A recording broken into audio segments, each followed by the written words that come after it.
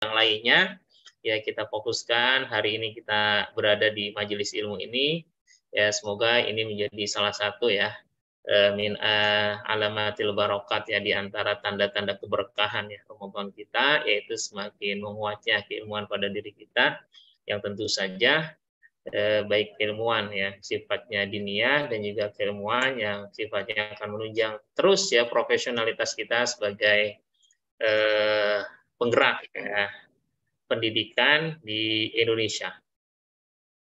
Salam dan salam semoga tercurah kepada Rasulullah SAW beserta keluarga, sahabat, serta segenap umatnya, dan mudah-mudahan Allah Subhanahu wa Ta'ala terus ya memberikan kebaikan bagi kita, keberkahannya bertambah terus kebaikan yang sudah kita dapatkan sehingga kita terus bisa meningkatkan kapasitas diri kita yang dengan sendirinya insya Allah akan meningkat kapasitas lembaga-lembaga kita ya, dan secara umum nanti akan meningkatnya kualitas dan kapasitas pendidikan di Indonesia melalui jaringan sekolah Islam terpadu Indonesia. Salam dan salam juga kita aturkan kepada Rasulullah SAW juga kepada keluarga, sahabat, serta segenap umatnya, dan mudah-mudahan kita termasuk di dalamnya yang telah mendapatkan syafaatnya. Tanpa berpanjang kalam, Bapak dan Ibu, Ayah dan Bunda, Ustadz Ustadzah yang Allah Subhanahu wa Ta'ala, yang memungkinkan untuk videonya on ya silakan, yang tidak memungkinkan ya silakan untuk di off kan, tidak masalah, tapi keep in touch ya, tetap terus ya berinteraksi dengan kegiatan kita. Selipkan, siapkan pertanyaan-pertanyaan. Tema kita hari ini The Growth Mindset Coach ya. Seni mengajar pola pikir tumbuh kembang ya, ada growth mindset, ada peak mindset, dan kita akan mendapatkan ya motivasi agar kita terus ya menjadi motivator juga untuk anak-anak kita ya, bahkan inspirator ya terbaik buat anak-anak didik kita. Bapak dan Ibu yang Allah Subhanahu wa Ta'ala, ya, sekali lagi kita berdoa semoga di awal ini terus hadir keberkahan. Setelah basmalah, bismillahirrahmanirrahim, kita minta pada Allah keberkahan terus. Kita akan dengarkan tilawatil Quran allati saya qra'uha siapa ini, yaitu Ustadz Ihya. Ustadz Ihya mawjud huna, sudah hadir? Mana Ustadz Jain? Insya Allah digantikan oleh Ana Ustadz Afwan. Oh, taib Ustadz Ahmad Naufal. Alaik yatafaddal masyhur. Taib. Assalamualaikum warahmatullahi wabarakatuh. Waalaikumsalam warahmatullahi wabarakatuh. Insyaallah kita akan sama-sama murajaah surah Yusuf. Insyaallah. A'udzu billahi minasy syaithanir rajim.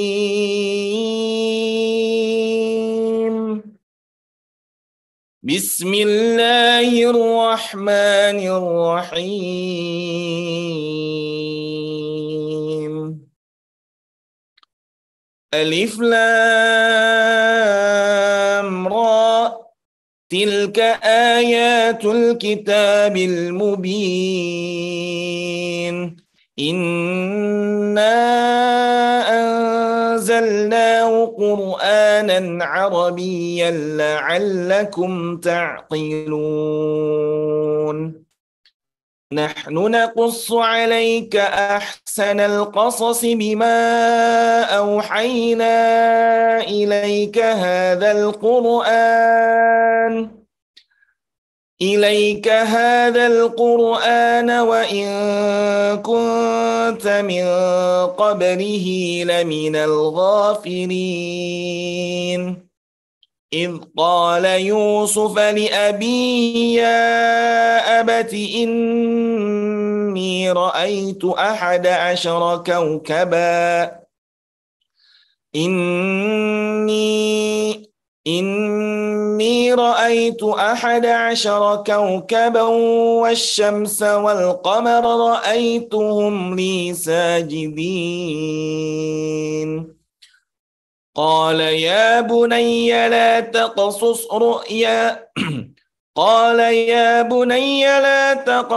رؤياك على رؤياك على إخوتك فيكيدوا لك كيدا إن الشيطان للإنسان عدو مبين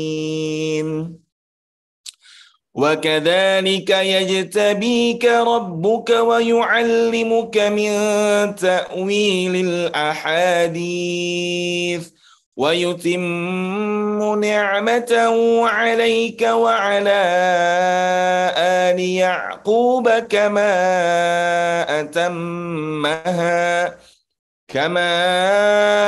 أتمها على أبويك من قبل إبراهيم وإسحاق إن ربك عليم حكيم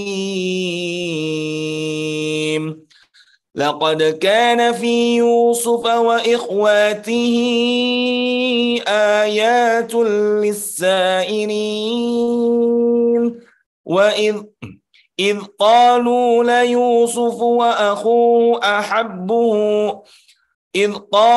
ليوسف وأخوه أحب إلى أبينا منا ونحن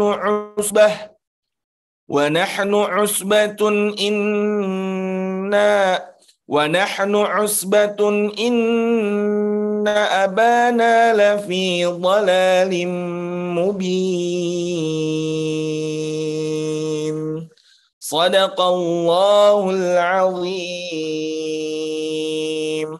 والسلام عليكم ورحمة الله وبركاته. Waalaikumsalam warahmatullahi wabarakatuh. Jazakumullah khairan Ustaz Taufal yang sudah membacakan ayat-ayat awal dari surat Yusuf. Ya, insyaallah akan selalu menginspirasi kita semangat perjuangan di dalam surat Yusuf ya. Bukan cuma karena gantengnya gitu kan.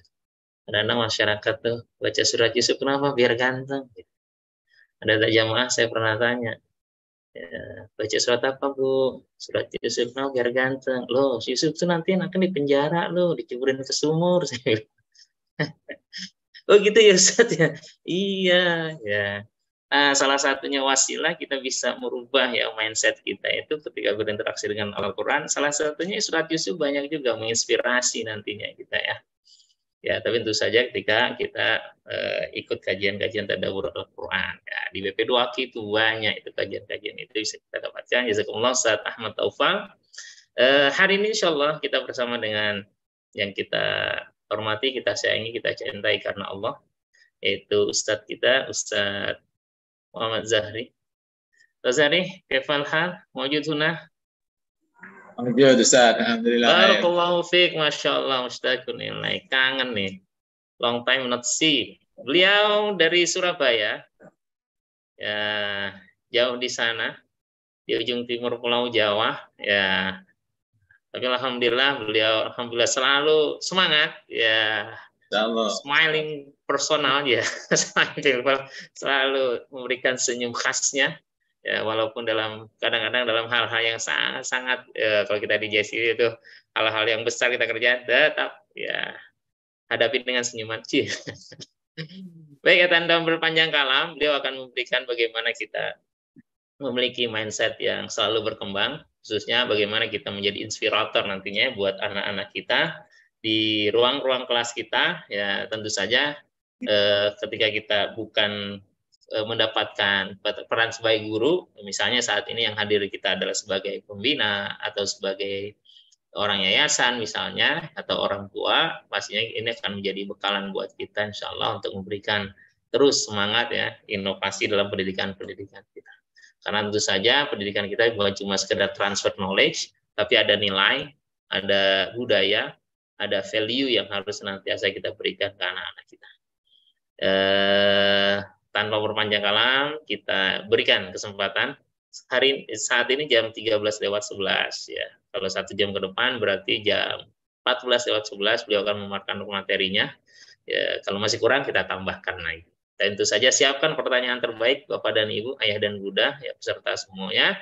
Mudah-mudahan ini akan memberikan masukan-masukan dan juga nuansa dialogis akan lebih kentara sambil menghilangkan rasa ngantuk pastinya di siang ini. Alaihi falyatafadhal masyura. Silakan Ustaz Zari, time is yours, waktunya untuk Ustaz Zari kita berikan. Baik, terima kasih Ustaz On. Suara saya masuk ya? Jelas Ustaz ya? Jelas. Masuk Ustaz. Jelas sekali insyaallah ya. Logatnya juga jelas Ustaz. Baik, assalamualaikum warahmatullahi wabarakatuh. Waalaikumsalam warahmatullahi wabarakatuh. Alhamdulillah, asyhadu an la ilaha illallah, wahdahu la syarika lahu, wa asyhadu anna Muhammadan abduhu wa rasuluhu la nabiyya ba'dah. Allahumma salli ala sayyidina Muhammad wa ala alihi wa sahbihi wa sallim. Qala rabbi shrah li sadri wa yassir li amri wahlul 'uqdatam min lisani yafqahu qawli. Amma ba'd. Yang saya hormati Ustaz Dr. Rashid Ridho, Ustaz Dr. Ahmad Rashid Ridho, ya. Saya lihat ada tadi namanya. Siap Ustaz. No, ada berarti. Di kantor yang saya hormati Ustaz Muhammad Kon, juga Ustaz Ahmad Naufal, pada Ustaz-Ustazah, Bapak Ibu, dan semua yang hadir pada kesempatan siang hari ini. Alhamdulillah, bersyukur kita kepada Allah Subhanahu wa Ta'ala bisa bertemu di siang hari ini pada hari Jumat yang terakhir insya Allah di bulan Ramadan, ya. Atau kalau Jumat lagi masih puasa, berarti ini Jumat yang kedua ya sebelum selesai di bulan Ramadan. Di hari yang ke-23, semoga semua amal ibadah Bapak Ibu sekalian diterima oleh Allah Subhanahu wa Ta'ala, dan kita semuanya diberi keistiqomahan sampai di hari-hari terakhir menjelang Idul Fitri insyaallah. Mohon izin saya memanggilnya Bapak Ibu ya. Tadi sudah saya panggil Ustaz, sekarang saya ganti panggilnya Bapak Ibu ya. Biar pelajaran SD saya dulu terpakai ya, dulu waktu belajarnya itu Ibu Budi ya. Bukan Ustadz Budi dulu Bapak. Bapak Ibu yang saya hormati, terima kasih pada Ustadz Rashid, Ustadz Furqon, Ustadz Naufal yang telah diberi kesempatan saya untuk bersilaturahim dengan Bapak Ibu, para guru, para pegiat pendidikan di seluruh Indonesia, yang tentu saja di pundak Bapak Ibu sekalianlah masa depan bangsa Indonesia, karena melalui dunia pendidikan itulah negara-negara manapun bertumbuh, berkembang ya, sesuai dengan capaian masing-masing negara. Dan Bapak Ibu sekalian, hampir semua riset penelitian di bidang pendidikan menempatkan faktor guru sebagai faktor yang kunci di dalam keberhasilan pendidikan satu bangsa, ya, satu negara.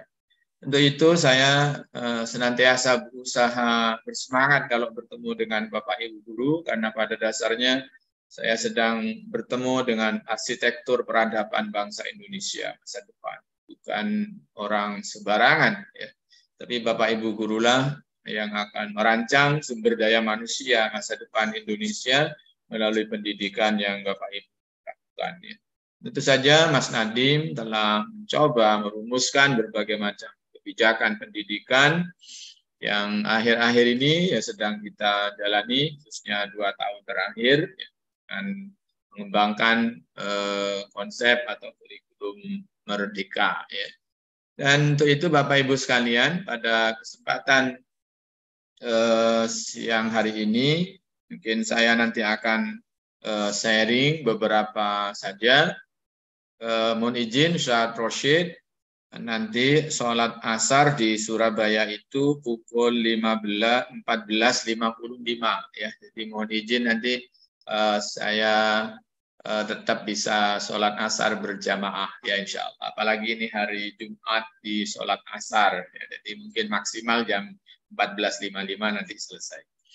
Bapak Ibu sekalian yang saya hormati, Share screen. Ya.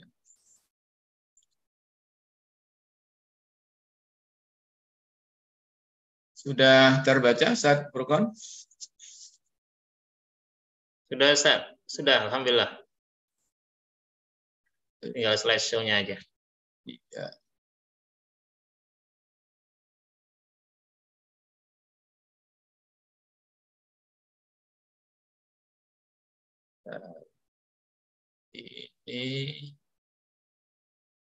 Ini Windows-nya baru dipasang kemarin. Jadi sebagian belum familiar terhadap program-programnya, ya.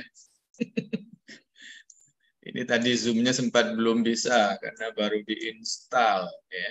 Jadi kalau nanti ada yang kurang-kurang mohon dimaklumi, masih mencari-cari di bagian mana yang slideshow-nya, ya. Nah, belum ketemu. Oke, semoga yang ini, ya. Nah, Bapak Ibu sekalian yang saya hormati, judul ini sesuai dengan surat yang ditulis oleh JCT Indonesia kepada saya, yaitu Growth Mindset Coach. Lalu dalam kurung seni mengajar pola pikir tumbuh kembang, ya. Mungkin maksudnya bagaimana kita sebagai guru yang mendidik anak-anak kita memiliki kemampuan berpikir bertumbuh, ya, memiliki kemampuan berpikir bertumbuh. Nah, tentu saja berpikir bertumbuh ini sangat penting bagi anak-anak kita, khususnya di mana perkembangan teknologi yang begitu cepat, ya, perubahan-perubahan di dalam kehidupan kita ini yang sangat cepat, ya, sehingga kalau kita tidak memiliki kemampuan berpikir yang terbuka dan tumbuh, tentu saja kita akan menjadi masyarakat yang tertinggal, ya. Karena banyak sekali hal yang hari ini belum ada, besok akan muncul, besok lusa akan muncul, ya. Di dunia teknologi sekarang lagi ramai orang memperbincangkan tentang artificial intelligence, yang produk terakhirnya kemarin ada ChatGPT, ya. Mana kalau kita terlihat tampak lebih canggih dari Google, ya, dari mesin pencarian Google yang selama ini kita kenal, karena ChatGPT dapat merespon secara langsung apa yang kita perlukan, ya. Misalnya kalau saya bilang tolong buatkan kata pengantar skripsi dengan tema media pembelajaran, maka dia akan langsung menulis, ya, ratusan kata, mungkin 2-3 lembar, 2-3 halaman, langsung jadi kata pengantarnya skripsi, ya. Kalau dulu di Google kita harus mencari dan Google menyediakan sejumlah file-file yang harus kita buka sendiri.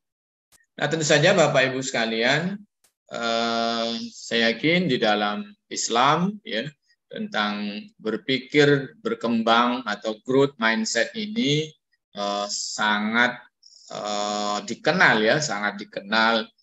Kalau kita ingat pada bagaimana proses ijtihad, ya, terhadap satu hukum-hukum atau ketentuan-ketentuan tentang Islam yang tidak tertulis secara tekstual di dalam Al-Quran dan As-Sunnah, lalu fenomena itu terjadi, maka para mujtahid lalu melakukan satu proses ijtihad lalu menghasilkan sesuatu yang baru. Dan itu akan berlaku dari waktu ke waktu. Dan tentu saja ini kalau tidak diikuti dengan pertumbuhan dan kemampuan berpikir terbuka yang bertumbuh, tentunya itu tidak akan bisa dilakukan. Untuk itu Bapak Ibu sekalian, pada kesempatan siang hari ini saya akan sampaikan beberapa catatan kecil, ya, catatan kecil saya. Semoga nanti bisa memberikan menjadi bahan diskusi kita di sesi yang kedua.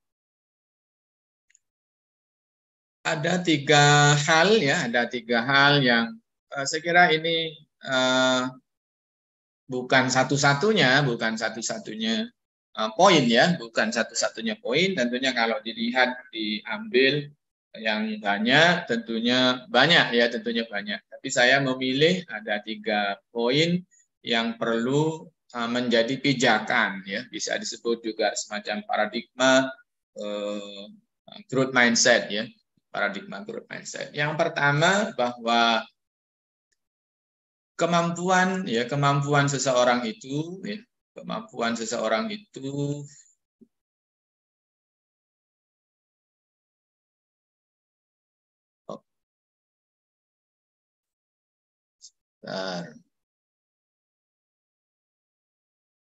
bahwa kemampuan seseorang itu, ya, kemampuan seseorang itu akan tumbuh sepanjang masa, ya, akan tumbuh sepanjang masa. Ini yang pertama, ya, yang pertama bahwa kemampuan seseorang itu akan tumbuh sepanjang masa. Itu kita harus meyakini itu, ya. Kalau kita ingin nanti melakukan pembelajaran atau menularkan tentang growth mindset kepada siswa, juga mungkin kepada tim di tempat kerja kita, ya, kepada orang-orang, mungkin juga di dalam keluarga kita, di masyarakat kita, bahwa seseorang kemampuannya bisa tumbuh sepanjang masa, ya, sepanjang masa.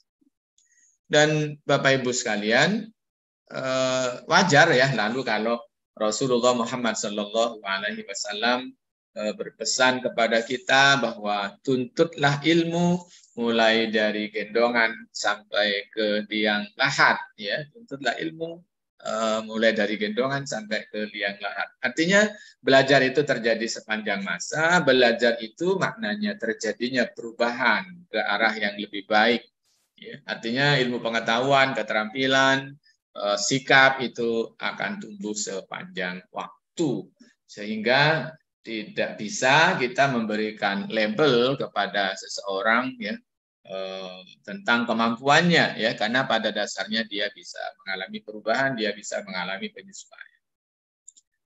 Yang kedua bahwa kesalahan, ya, kesalahan adalah bagian dari proses belajar, ya. Kesalahan adalah bagian dari proses belajar. Bapak Ibu sekalian, kalau kesalahan ini dianggap satu final untuk menjustifikasi kemampuan seseorang, maka tentunya tidak akan terjadi satu proses pertumbuhan nantinya. Tapi kalau kita memandang bahwa kesalahan itu adalah bagian dari proses belajar, maka tentunya ini akan menjadi satu hal yang menarik. Dan kalau kita cermati, mungkin saya yakin ada Bapak Ibu yang juga terlibat di dalam implementasi kurikulum Merdeka, baik sebagai sekolah penggerak, mungkin juga guru penggerak, atau mungkin sebagai pengajar praktik, dan lain-lain.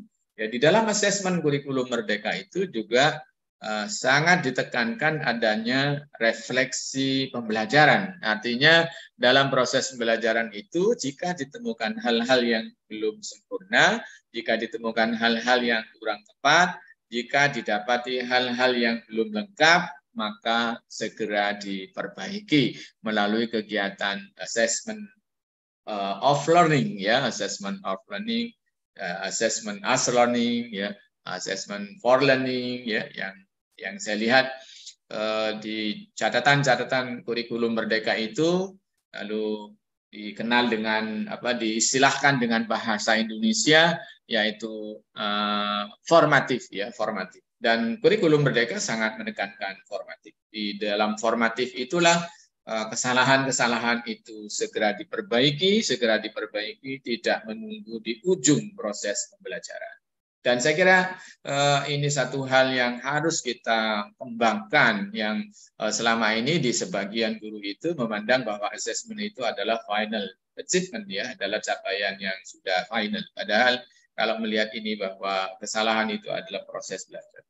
Bapak Ibu sekalian, yang ketiga, effort and problem solving, ya, usaha dan kemampuan menyelesaikan masalah adalah kunci dari pengembangan diri. Orang-orang yang memiliki growth mindset atau mindset bertumbuh, maka dia akan terimprove, akan terupgrade, akan berkembang, ya, sehingga kerja keras, usaha, dan kemampuan menyelesaikan masalah itu adalah hal yang dibutuhkan, ya, dibutuhkan. Saya tidak menjelaskan ciri-ciri secara detail tentang growth mindset ya, karena saya kira Bapak Ibu dengan mudah mendapatkan itu ya, tentang pengertian dan perbedaan dengan fixed mindset dan lain-lain. Saya kira itu hal yang sangat mudah, tapi saya lebih menyaringkan kepada hal-hal yang akan mendasari keyakinan Bapak Ibu nanti untuk bisa melakukan atau menjalankan peran sebagai guru atau sebagai pimpinan untuk mengembangkan growth mindset pada timnya atau kepada siswa. Baik.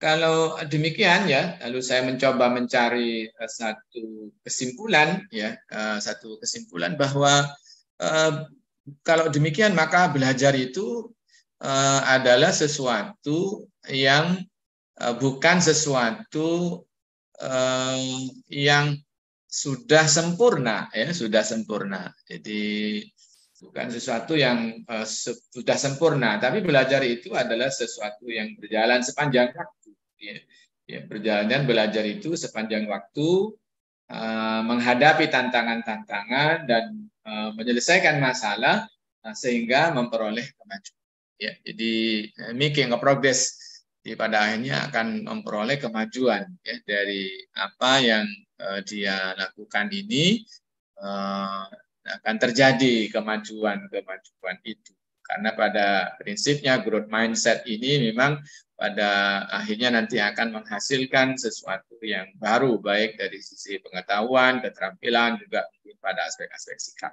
ya. Tadi kalau di slide sebelumnya ada effort ya, ada kerja keras ya, ada kerja keras. Singapura ya adalah salah satu negara yang sangat maju, dan konon sejak tahun 2010 atau di abad 21 ya, di satu sisi Singapura secara komunal, secara keseluruhan mengalami kemajuan yang sangat pesat, walaupun negaranya kecil menjadi negara yang sangat kokoh di ASEAN ya. Tetapi ternyata Singapura juga punya problem ya. Jadi secara nasional Singapura punya problem. Apa problemnya? Yaitu generasi-generasi muda Singapura saat ini itu dipandang tidak lagi kokoh ya dan kuat di dalam menghadapi berbagai macam problem begitu. Ya, sehingga di tahun 2010 ditulislah satu buku sebagai hasil kesimpulan dari analisis kebijakan Singapura selama beberapa puluh tahun. Judul bukunya Can Singapore Falls? Apakah Singapura akan jatuh ya, akan jatuh. Ya, akan turun kualitasnya, akan turun posisinya. Nah, menariknya Bapak Ibu sekalian, sekitar tahun 2022 terbitlah buku yang kedua ya sebagai alternatif solusi upaya kebangkitan Singapura, yang sebenarnya juga didahului oleh buku sebelumnya, tapi kalau buku sebelumnya itu mungkin diterbitkan lebih bersifat personal begitu ya, tapi kalau yang buku kedua ini memang diterbitkan sebagai salah satu kebijakan kementerian di Singapura. Apa itu buku yang kedua itu? Buku yang kedua itu bagaimana peningkatan kualitas guru di Singapura. Artinya Bapak Ibu sekalian, Singapura sampai pada tahun 2022 ya bertekad untuk meningkatkan kualitas para gurunya, ya para gurunya. Dan di Singapura, Bapak Ibu sekalian, universitas yang diberi mandat dan tugas untuk menghasilkan guru itu hanya satu, ya, hanya satu. Kalau di Indonesia ratusan, ya ratusan. Tapi satu yang ada di Singapura itu sangat berkualitas, ya. Namanya National Institute Education of Singapore, ya. Jadi itu satu fakultas ya yang ada di salah satu universitas di Singapura yang ditugasi oleh pemerintah Singapura untuk menghasilkan baik guru baru maupun program-program peningkatan kualitas guru. Bapak Ibu sekalian, Singapura lalu menetapkan bahwa setiap guru di Singapura harus mengikuti training ya, personal development, mereka menyebutnya personal development. Setiap teachers di sana itu minimal 100 jam dalam 1 tahun ya, dalam 1 tahun.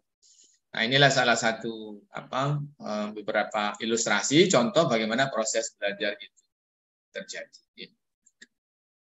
Nah, Bapak Ibu sekalian, agar keyakinan kita semakin kokoh bahwa seni mengajarkan growth mindset itu nanti akan ada hasilnya, gitu ya. Karena kalau menurut Seven Habits kan mulailah dari yang terakhir ya, mulai dari tujuan. Dan tujuan akhirnya adalah melakukan pelajaran. Dan tujuan pelajaran itu adalah perubahan dan capaian. Ini ada satu penelitian ya yang dilakukan oleh Pak Lewis, begitu bahasa Indonesianya ya. Ini ada Pak Lewis. Ini tahun 2020, berarti sangat baru ya. Si baru, linknya saya cantumkan. Nanti kalau filenya dibutuhkan bisa dipelajari nanti. Bahwa dia mengatakan training ya, ini training 1 jam tentang growth mindset ya. Training 1 jam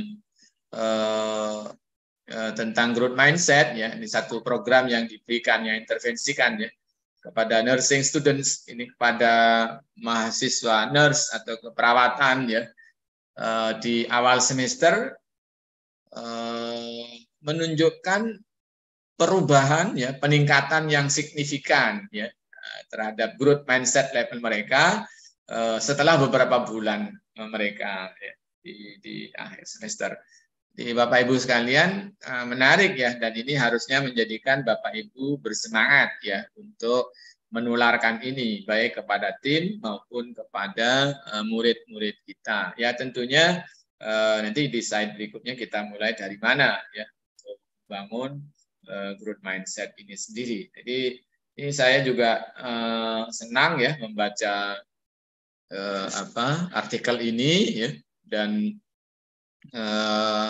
di bulan Oktober ya, di bulan Oktober 2022 tema tentang growth mindset ini juga pernah saya sampaikan di satu training guru-guru JSIT waktu itu bekerja sama dengan Institut Aminuddin Baki di Pahang ya, di Malaysia waktu itu ya. Dan saya kebagian menyampaikan materi tentang growth mindset dan fixed mindset dalam kepemimpinan ya. Yang sebagian yang lain pematerinya adalah kawan-kawan dari Institut Aminuddin Baki yang di Pahang, yang memang itu adalah kampus dan institut yang dikhususkan untuk pengembangan guru. Jadi kalau di Singapura ada National Institute of Education, kalau di Malaysia ada Institut Aminuddin Baki, di mana itu adalah pusat pengembangan guru. Bahkan seorang supir driver Grab ya yang sempat saya tumpangi itu, ketika saya ditanya, Bapak mau tinggal di mana gitu ya, atau menginap di hotel apa, saya bilang saya di asramanya Institut Aminuddin Baki. Lalu si sopir taksi itu bilang, oh itu ibunya kampus guru, begitu ya, dia bikin istilahnya, itu ibunya kampus guru. Artinya ini adalah kampus guru yang sangat terkenal di Malaysia, yang itu juga dulu menjadi satu kesatuan dengan Universitas Sultan Idris yang ada di Malaysia. Nah, Bapak Ibu sekalian, kalau kita melihat ini, ya maka tidak terlalu sulit bagi seorang guru untuk mengembangkan growth mindset pada murid-murid kita, juga kepada tim kita. Ya, ini disampaikan 1 jam ya, training 1 jam sudah mampu memberikan satu perubahan yang signifikan, satu peningkatan yang signifikan ya. Dan saya kira ini menarik sekali ya, dan ini memberikan rasa optimis lah ya bagi kita. Ya, saya menyengaja mencari hasil-hasil penelitian untuk mendukung diskusi kita pada hari ini yang memberikan harapan ya. Ya, kalau Bapak Ibu memiliki satu keyakinan dan harapan yang besar ya akan terhadap apa yang dilakukan, tentunya akan lebih bersemangat ya Bapak Ibu sekalian. Dan yang kedua dipertimbangkan riset ini waktu trainingnya pendek ya. Jadi di tengah Bapak Ibu kesibukan menjalankan tugas-tugas, menjalankan kurikulum Merdeka maupun mungkin kurikulum 2013 ya, tentunya dengan segala kesibukannya, apalagi di sekolah Islam, ya, itu biasanya juga banyak muatan-muatan lokal atau kebijakan-kebijakan dari yayasan, ya, yang tentunya menjadikan proses dan beban belajar itu menjadi banyak, gitu ya. Maka jangan dibayangkan bahwa untuk mengajar, memberikan bekalan tentang growth mindset pada anak-anak kita, kepada teman-teman guru tim, terlalu sulit, ya. Ternyata tidak, ya, 1 jam saja, 1 jam saja, ya. Jadi 1 hours growth mindset training intervention given, gitu ya, the nursing student, sudah 1 jam, ya, Masya Allah. Ini sudah saya cek, ya, artikel jurnalnya growth mindset training and effective learning strategies in community college nursing students. Ini ada, ya, di Science Direct. Science Direct ini adalah salah satu publishing artikel yang relatif berkelas, ya. Tapi kalau secara resminya ini masih ini, ya, masih berbayar, ya. Artikelnya masih berbayar karena tahun 2020. Tapi orang Indonesia biasanya pinter-pinter untuk bisa dapat jurnal. Jadi kalau resmi ini masih berbayar. Biasanya kalau sudah lebih dari 5 tahun, 10 tahun kadang-kadang sudah gratis. Ini Bapak Ibu nanti bisa cek di internet jika ingin membaca lebih jauh tentang bagaimana pelatihan atau training yang diberikan ini sehingga 1 jam saja mampu memberikan satu kemajuan. Nah, Bapak Ibu sekalian, ini yang kedua, ya, penelitian yang kedua. Ini juga begitu, ya. Ini saya carikan yang lebih ringan lagi.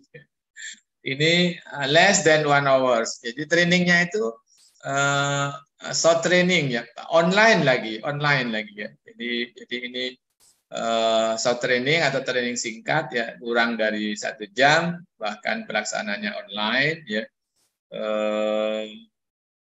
diberikan kepada ini, ya, diberikan kepada lower achiever, ya, lower achieving. Pada anak-anak, ya, anak-anak high school student, di anak-anak SMA, ya, mungkin kalau di Indonesia anak-anak SMA yang kemampuannya rendah, gitu, ya, kemampuannya rendah. Dan ternyata hasilnya apa? Dia ternyata secara meningkat, ya, secara keseluruhan itu kemampuan meningkat, lalu minat kepada sekolah itu juga mengalami peningkatan, ya. Dan ini juga ditekankan the result from the study or measured 1 academic years from the growth mindset training intervention. Jadi sangat positif lah, ya, sangat positif, ya. Saya kira ini pasti senang lah, ya, kalau guru-guru misalnya, oh, ternyata anak-anak yang sulit dalam belajar, ya, sulit dalam belajar, kalau growth mindset-nya coba dibenahi, gitu, ya, coba di training sedikit, gitu, ternyata mengalami perubahan,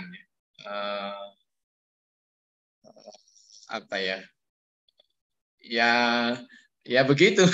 Dan kita nggak jadi guru itu kan, ya, sering lah, ya, ketemu sama murid-murid yang kadang-kadang sulit berkembang. Kalau ada di antara Bapak Ibu sekalian sebagai kepala sekolah atau mungkin direktur pendidikan, gitu, ya, atau yayasan, kadang-kadang kita juga sama SDM yang kadang-kadang sulit berkembang, ya, sulit berkembang. Ternyata training-training pendek ini yang sangat memberikan dampak yang positif, ya, dampak yang positif. Kalau tadi general, ya, ini lebih spesifik, ya. Jadi saya kira ini menjadi salah satu bekal yang sangat penting, ya, Bapak Ibu sekalian. Dan ini kalau saya lihat ini juga trainingnya, maksudnya risetnya juga baru, ya, 2019. Bapak Ibu sekalian, apa yang sisi lain yang bisa diambil dari 2 artikel ini? 2020-2019, masyarakat dunia masih ramai melakukan riset, ya, tentang growth mindset ke berbagai sektor, ke berbagai subjek penelitian, ya, situasi orang. Ini menggambarkan bahwa perbaikan growth mindset ini sekarang sedang masif di seluruh dunia, ya, sedang masif di seluruh dunia. Sehingga saya kira sangat tepat, ya, jika JSIT sebagai salah satu induk organisasi pendidikan Islam sekolah terpadu secara umum menjadikan ini salah satu topik dalam diskusi-diskusi ya. Karena Bapak Ibu sekalian, kalau topik-topik pendidikan itu muncul dalam jurnal internasional itu di tahun-tahun lama ya, misalnya munculnya tahun 90 sekian atau tahun 2000 tahun di bawah di tahun 2010 gitu misalnya 2005 2007 misalnya itu berarti tema itu sudah berlalu dari negara lain ya, artinya sudah lama dibahas di negara lain. Mungkin growth mindset, fixed mindset sejak dulu sudah ada sebenarnya, bukan hal yang baru sama sekali. Tetapi hari ini ya di jurnal-jurnal, bahkan tadi saya sempat menemukan juga jurnal di tahun 2023 itu juga ada, cuma belum berhasil saya lihat ya lebih detail. Kenapa ini penting? Saya ingin berikan semangat kepada Bapak Ibu sekalian. Dunia sedang bekerja keras ya, membangun dan memperbaiki sumber daya manusianya, baik yang di dunia pendidikan maupun yang di dunia kerja. Apa yang dilakukan? Salah satunya memperbaiki growth mindset. Ya, memperbaiki growth mindset. Jadi kalau kita sedang terlibat dalam proses pengembangan growth mindset, pada hakikatnya kita sedang berada di dalam kompetisi di tingkat global pada hakikatnya. Ya. Jadi saya berapa ini? Ya, 95 orang yang ada di dalam Zoom ini berarti sedang mempersiapkan diri, ya, berkompetisi, ya, melakukan perbaikan-perbaikan secara global. Ya, karena dunia sekarang juga sedang masif ya bicarakan hal seperti itu.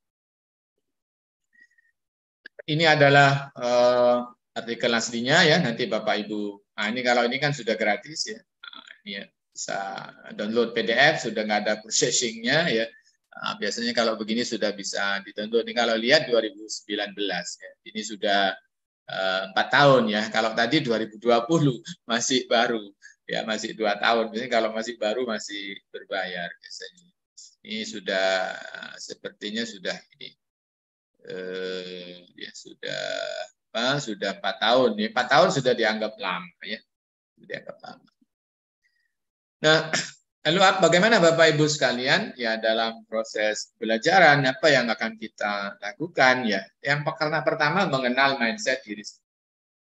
Kita akan sulit ya membina, mendidik, apalagi membangun seni mengajar, karena seni itu lebih tinggi dari yang biasanya ya. Kalau kita sendiri tidak mengenal, tidak memulai dari diri sendiri. Ya, artinya Bapak Ibu sekalian, modal pertama kita sebagai guru, sebagai pimpinan, ya, sebagai agent untuk melakukan perubahan dan pengembangan mindset tim atau mindset siswa, maka tentu saja kita sendiri harus memiliki growth mindset. Ya, untuk itu kita harus tahu yang pertama itu posisi growth mindset kita sendiri seperti apa. Ya, itu yang pertama ya. Agar apa? Agar kita kenal ya seberapa tingkat leverage kita, tingkat capaian kita, tingkat kesiapan kita dalam hal growth mindset kita. Seberapa tinggi ya perimbangan growth mindset kita dengan fixed mindset kita. Ya, ini kalau di dalam workshop, di dalam pelatihan ini ada angketnya ya, ada angketnya dikerjakan. Ya, nanti bisa terlihat ya sebagaimana mungkin Bapak Ibu pernah melihat gaya atau cara kerja otak kanan, otak kiri ya, seberapa dominan otak kanannya atau seberapa dominan otak kirinya. Ada yang sangat jauh perbedaannya, ada yang berimbang. Ya, misalnya kalau tapi kalau growth mindset dengan fixed mindset tentu saja masing-masing juga berbeda. Nah, Bapak Ibu sekalian, apakah fixed mindset tidak diperlukan? Oh ya, tetap diperlukan ya. Jangan dikira fixed mindset semuanya salah, tidak. Ya. Karena kelebihan dari fixed mindset itu akan membangun satu konsep, satu pemikiran seseorang itu settle ya, kokoh dalam mempertahankan sesuatu ya. Tetapi kokoh dan settle itu padat, bulat ya, itu kan ada tempatnya ya, ada tempatnya di bagian mana kita harus kokoh ya. Misalnya taruhlah sebagai ilustrasi kalau nilai-nilai keimanan gitu ya, ya maka itu saya kira settle ya, harus kokoh itu. Bahasa lainnya itu sawabit lah gitu ya, itu sawabit lah gitu ya, jangan iman berubah-ubah ya, tidak bisa. Iman itu bersifat tetap ya secara umum ya, secara umum. Mungkin implementasi dari nilai-nilai iman itu ya berubah-ubah ya. Sehingga ada yang thawabit, ada yang fix. Jadi tidak selamanya yang fix mindset itu jelek, tidak ya, tapi ada tempat. Nah, Bapak Ibu sekalian yang saya hormati, saya kira ini tidak saya putar, nanti Bapak Ibu sekalian bisa dicari. Ini adalah salah satu video pembelajaran yang sangat populer ya, sering ditampilkan di acara-acara pelatihan training yang berkaitan dengan growth mindset ya. You can learning everything ya, di belajar bisa belajar apa saja gitu, saya kira nanti bisa jadi. Nah, Bapak Ibu sekalian, ini ada skornya, sebenarnya ada ininya, ada angketnya ya, ada item pertanyaan atau pernyataan yang Bapak Ibu bisa isi ya. Nanti cara ngisinya ini ya, jadi total skornya pernyataan ganjil ada berapa poin, total skor pernyataan genap ya ada berapa poin. Tapi Bapak Ibu sekalian ngisinya harus dengan jujur ya, dengan jujur sehingga nanti diperoleh potret yang mendekati yang sebenarnya. Ya, misalnya saya tidak akan bisa mahir di bidang tertentu, itu seberapa kuat keyakinan kita di sini ya, ya atau tidak ya. Tadi kan cara ngisinya ada ya, jadi sangat sesuai, berarti skornya 4 ya, sesuai skornya 3, kurang sesuai skornya 1, tidak sesuai skornya. Ya, kurang sesuai skornya 2, tidak sesuai skornya 1. Nanti baru di total. Saat saya membuat kesalahan, saya berusaha belajar dari kesalahan itu, atau misalnya tidak. Kalau salah ya udah ditinggalkan atau bagaimana. Ya, jadi nanti bisa diisi, bisa dicoba. Saat orang lain lebih mahir dari saya di suatu hal, saya merasa terancam. Ya, misalnya, ya. Saya suka berada di luar zona nyaman saya. Ya, suka melakukan inovasi, berani berbeda, berani memulai. Ya. Saat orang lain melihat bahwa saya pintar atau berbakat, saya merasa sukses. Ya, misalnya, nanti seperti apa itu ya. Saya terinspirasi oleh kesuksesan orang lain. Atau ini tadi, kalau orang lain sukses terancam atau terinspirasi. Ya. Saya merasa senang saat saya bisa melakukan sesuatu yang orang lain tidak bisa.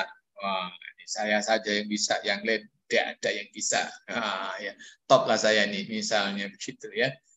Baik. Mengubah kecerdasan sendiri adalah hal yang bisa dilakukan. Atau ada orang mengatakan, ya sudah, saya kecerdasannya segini, rezeki saya segini, misalnya ya.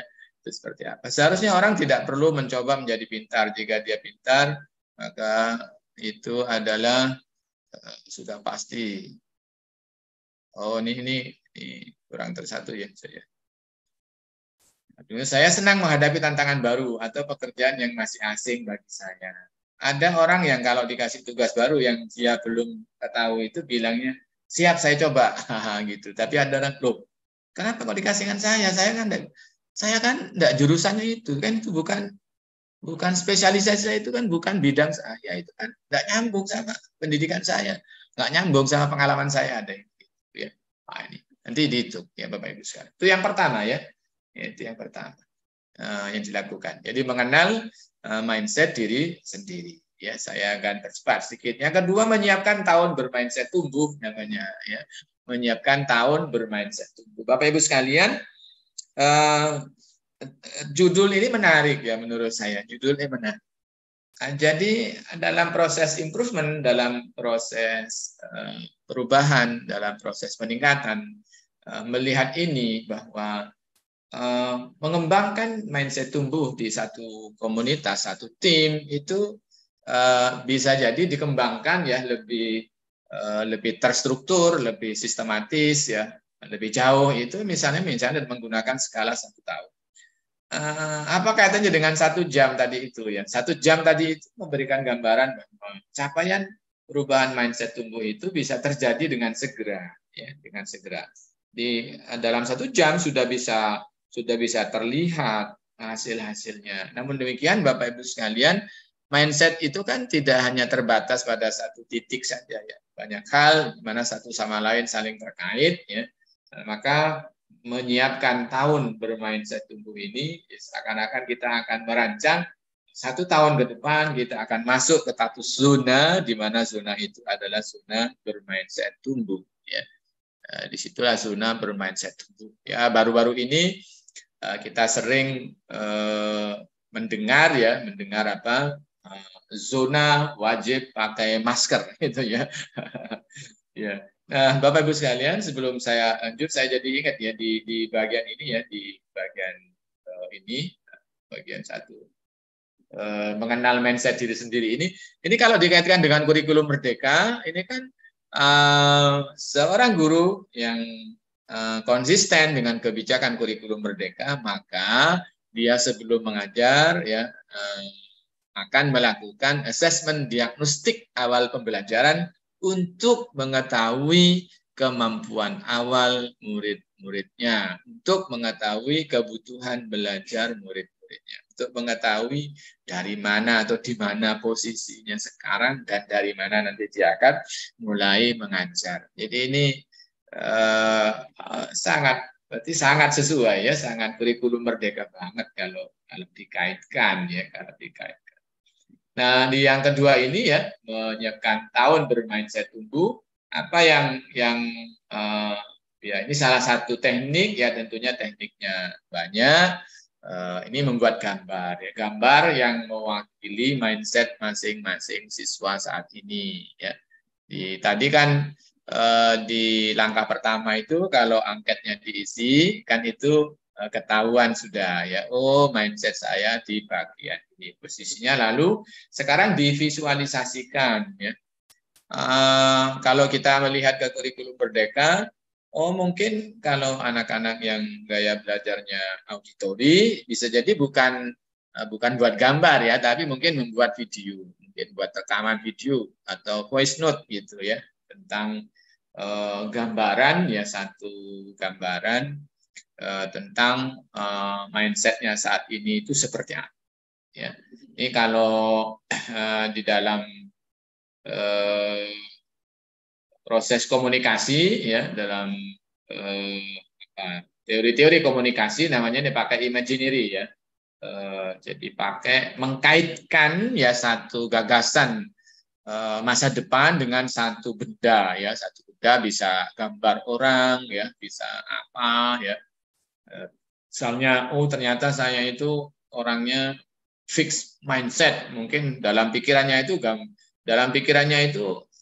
batu hitam, misalnya yang keras gitu ya, yang keras gitu misalnya, atau batu bata gitu misalnya, nggak terlalu keras barangkali, atau ya berupa apa misalnya berupa karet ya, misalnya yang lebih lentur atau seperti apa, itu kan imajinasi ya. Jadi imajinasikan kondisi mindset kita dengan sesuatu yang itu menjadi representasi agar mudah diingat. Nah, lalu buatlah gambar yang mewakili mindset masing-masing di masa depan ya. Lalu mau menjadi seperti apa ya, nanti itu misalnya ya mau jadi seperti apa. Ini kalau gambar yang pernah saya dapatkan di sini itu ada yang menggambar pohon ya, pohonnya itu apa tinggi besar gitu ya, tapi rantingnya sedikit gitu ya. Ketika ditanyakan apa ya, kalau saya sekarang itu mindset saya lebih dekat ke apa fixed mindset, tidak banyak hal yang bisa saya respon ya dengan positif, sehingga tidak banyak yang bisa saya dapat. Terus gambar masa depannya, mindsetnya itu pohonnya tetap tinggi besar, tapi rantingnya banyak, daunnya rimbun, bunga-bunganya banyak, bahkan buah-buahnya bergelantungan. Gitu. Jadi kalau dengan growth mindset, saya akan mendapatkan lebih banyak hal di masa yang akan datang. Itu misalnya salah satu peserta yang dalam workshop yang pernah saya dapatkan. Lalu diskusikan ya, diskusikan. Jadi gambar itu didiskusikan. Itu apa? Untuk proses internalisasi. Bapak Ibu sekalian, 1 jam ya, kalau tadi melihat hasil-hasil riset itu 1 jam, melakukan ini sangat ya. Tentunya Bapak Ibu sekalian di luar teori ya, di luar teori-teori tentang mindset dan lain-lain, tapi langsung kepada yang praktis dan taktis. Ya, kira ini kita. Yang ketiga ya, memasuki tahun bermindset tumbuh. Ya, kalau tadi kan menyiapkan ya. Jadi menyiapkan itu membuat semacam imajinasi ya, semacam imajinasi tentang perubahan mindset tubuh yang akan. Jadi imajinasi itu untuk menetapkan satu arah secara umum ya. Dia tahu ya, dia sudah berkeyakinan, dia sudah punya gambaran, dia punya imajinasi, dia punya satu prototipe yang dia bayangkan, yang mau dirubah. Nah, apa bedanya dengan memasuki tahun bermindset tumbuh? Di tahun bermindset tumbuh ini dia lebih spesifik sudah ya. Dia lebih spesifik. Jadi siswa dapat memilih area mindset tumbuh sebagai dasar mengembangkannya, dapat mengembangkan mindset tumbuh untuk meningkatkan kemampuannya. Jadi aspek-aspek dalam kita ini kan banyak ya, kan banyak aspek-aspeknya kan banyak. Di bagian mana kita itu yang harus dikembangkan. Nah, ini namanya memasuki tahun bermindset tumbuh. Jadi di sini sudah spesifik yang akan dikembangkan, yang akan dicapai itu apa. Kalau yang menyiapkan tadi itu satu gambaran, ya, satu ekosistem, ya, satu keyakinan, ya, satu framework, ya, satu framework. Kalau di sini sudah konsep, dia sudah menyiapkan. Jadi apa yang ini ya, yang akan diperbaiki itu apa gitu ya. Ini kalau ini itu kalau apa? Kalau dalam pelatihan biasanya di sini kalau di sini itu peserta diminta untuk memilih satu kata ya, memilih satu kata yang mewakili mindset apa yang akan diperbaiki itu ya. Jadi memilih satu kata yang akan diperbaiki, yang mewakili satu mindset yang akan diperbaiki itu memasuki mindset tahun mindset ya. Ini saya kira sudah lebih spesifik karena ini harus dilakukan setelah ini ya. Ini contoh-contoh ya, misalnya tentang tantangan. Kalau ini kan macam-macam nih. Misalnya ini contoh saja ya, reaksi mindset, mindset tetap dan mindset ya. Ada orang kalau ada tantangan dihindari ya, tapi kalau ada orang tantangan dikejar, dihadapi gitu ya. Ini kan aspeknya macam-macam. Nah, itu kaitannya sama itu tadi dalam rangka saya itu pada bagian ini loh, saya itu kurang bertumbuh ya, atau cenderung tetap misalnya ya. Ini misalnya menghadapi kritik ya, kritik wah dia sakit hati. Ya, kritik di sini jadi energi ya, misalnya ya. Saya kalau ada kritik itu mudah lepas, saya itu kalau kritik mudah terus tersinggung, terus sakit hati ya, terus menghindar gitu ya. Berarti saya akan memasuki tahun bertumbuhnya itu pada aspek kritik. Ya, saya akan merubah yang biasanya begitu, ya tidak peduli, mengabaikan menjadi orang yang menjadikan kritik itu penting. Itu berarti supervisor gratis buat saya. Yaitu adalah seorang controller baik pada saya. Hitung-hitung ya, orang ada yang kritik saya karena dia berarti mencermati perilaku saya. Bisa jadi saya sendiri tidak bisa bercermin terhadap diri saya sendiri, tapi karena ada orang yang mengkritik kita jadi tahu. Wah, jadi positif. Nah, ini namanya memasuki tahun bermindset tumbuh. Jadi sudah spesifik ya. Nanti apakah harus satu? Ya terserah ya, boleh dua yang diperbaiki. Tapi prinsipnya tahapan berikutnya ini apa yang mau dikembangkan tentang mindset bertumbuh ini lebih spesifik untuk melengkapi apa yang kita ini. Dan saya yakin Bapak Ibu sekalian kalau di kelas pasti tahu ya masing-masing muridnya itu ya, ada yang mungkin mudah tersinggung, ada yang sulit bergaul begitu ya, ada yang suka menunda begitu ya. Ada yang suka iri gitu misalnya ya, ada yang mudah menyerah, itu kan ini nanti situasinya bisa macam-macam. Ini yang saya buatkan ini beberapa contoh ya, nanti Bapak Ibu tentunya bisa dikembangkan. Nah, disinilah tantangan para guru ya untuk mengenal muridnya lebih dekat ya. Dan ini tapi kalau yang pertama dan kedua tadi berhasil ya dilakukan oleh guru ya. Nah, itu di sini sudah ada gambaran, dan inilah pentingnya seorang coach ya yang akan mendorong dia tumbuh menjadi lebih baik ya berdasarkan apa yang ada hari ini ya, lalu diberikan arahan ke depan ya. Nanti kalau kegiatan ini mau dijadikan model kucing ya tentunya berbeda ya, kalau ini kan modelnya webinar. Baik, ini contoh ya. Ya, ini saya kira sudah umum ya, ini smart ya. Jadi kalau membuat target itu ya. Terus berikutnya ya, ini istilah-istilah memang saya membuat dengan istilah-istilah yang tidak seperti judul biasa ya. Membuka pintu mindset tumbuh ya. Jadi membuka pintu ya. Bapak Ibu sekalian, secara umum kalau kita membuka pintu, sekali buka pintu pintunya satu ya, yang kita buka itu ya. Pintunya itu ya satu ya. Ada pintu gandeng-gandeng ya, ya mungkin ya. Tapi secara umum pintu itu satu. Kalau kita buka pintu ya satu pintu yang kita buka ya. Jadi membuka. Tuliskan ini kalau dibilang satu kata kunci mindset tumbuh. Nah ini ya. Jadi ini sudah sangat spesifik. Ya. Kita sudah menetapkan satu prioritas ya. Ini dengan penuh keyakinan lalu diskusikan. Nah inilah yang menggunakan istilah membuka pintu mindset tumbuh. Jadi kita memilih satu. Ya, tadi kan masih masuk itu masuk sudah tahu tapi ya, oh ini saya ini mungkin banyak tapi saya prioritasnya ini mungkin bisa jadi lebih satu. Tapi di tahapan berikutnya ini diharapkan Bapak Ibu sudah memilih satu, gitu ya, pilih satu.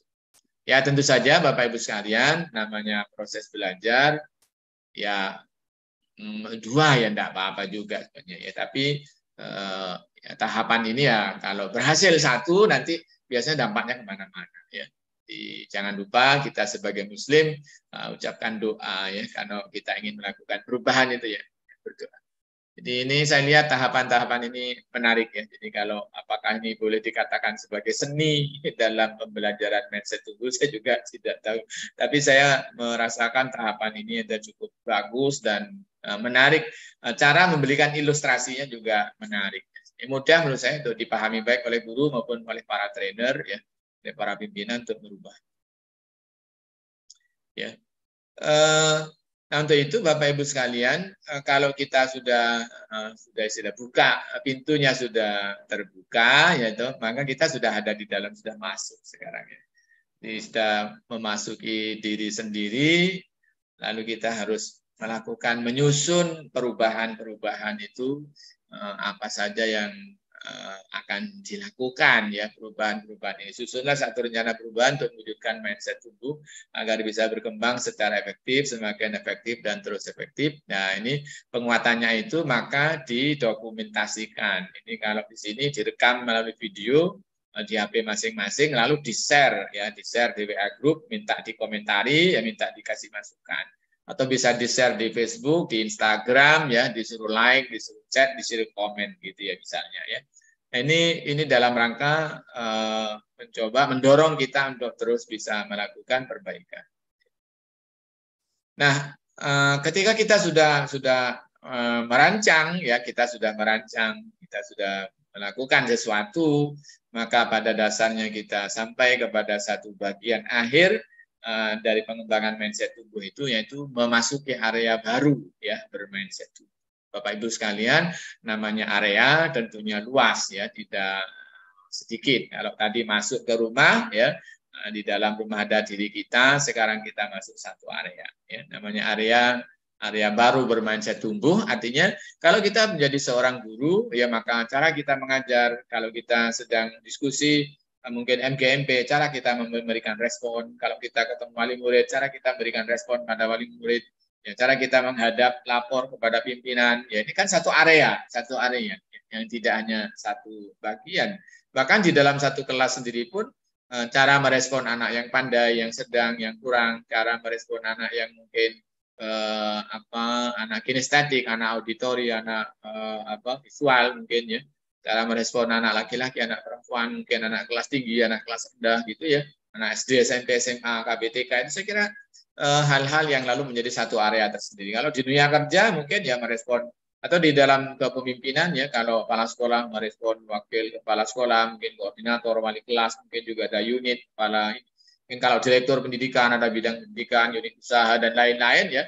Makanya itu adalah satu area bagi kita. Secara umum ya kita hidup ini punya area rumah tangga, punya area tetangga, punya area tempat profesi kerja, punya area bangsa Indonesia ya, sebagai satu area kesatuan yang sangat luas ya. Tentunya saya yakin Bapak Ibu juga punya area komunitas yang mungkin ada di organisasi sekolah, organisasi profesi dan lain-lain ya. Saya kira ketika hal-hal tadi itu dilakukan, maka tentunya semuanya akan berubah. Jika siswa, maka areanya tentunya area belajar yang lebih luas ya, baik belajar akademik, perbaikan akhlak, mungkin keterampilan, ya, pengembangan bakat minat, ya, termasuk budaya berpikir, karya ilmiah, kegiatan ekstrakurikuler, ya, bagaimana berinteraksi dengan teman, dengan guru, ya, dengan orang tua, dengan kawan, dengan masyarakat, dengan media sosial, ya. Saya kira itu area lalu menjadikan satu area bagi kita semuanya, ya. Nah, disinilah Bapak Ibu sekalian bahwa mindset tumbuhnya ini memperluas areanya. Jadi kalau Bapak Ibu tadi ingat ilustrasi seorang peserta pelatihan, lalu dia membuat pohon yang tinggi besar, kokoh, lalu rantingnya banyak, daunnya rimbun, lalu bunga dan buahnya kelihatan, begitu ya. Nah, itulah perluasan area ya. Tadi saya sudah jelaskan beberapa area yang mungkin kita hadapi ya. Mengembangkan rencana mindset tumbuh untuk menyelesaikan masalah dalam kehidupannya. Jadi pada akhirnya nanti kemampuan dan modal mindset tumbuh ini tentunya menjadikan dia lebih luas dan lebih luas ya, serta lebih cepat dalam menyelesaikan masalah-masalah yang dihadapi ya. Nah, saya kira saya akan akhiri dengan dua slide yang terakhir ya. Spirit Islam dalam berpikir tumbuh itu di dalam surat Ar-Ra'd itu ya, ini yang sering kita dengar ya, di bagian tengah ayat ini, a'udzubillahi minasyaitonirrajim, innallaha la yughayyiru ma biqaumin hatta yughayyiru ma bi anfusihim. Ya, jadi ini adalah satu spirit bagi kita. Perubahan itu harus dimulai dari jiwa kita. Ini memang banyak sekali penjelasannya, diantaranya perbaiki jiwa kita, maka Allah akan berikan perbaikan kepada kita. Mulailah dari jiwa kita, mulailah dari diri kita, ya, maka akan ada banyak sekali perbaikan. Nah, kalau dikaitkan dengan slide pertama tadi, mengenal diri, mengenal mindset diri, ya. Jadi ini sudah sinambung ya dengan slide yang pertama tadi.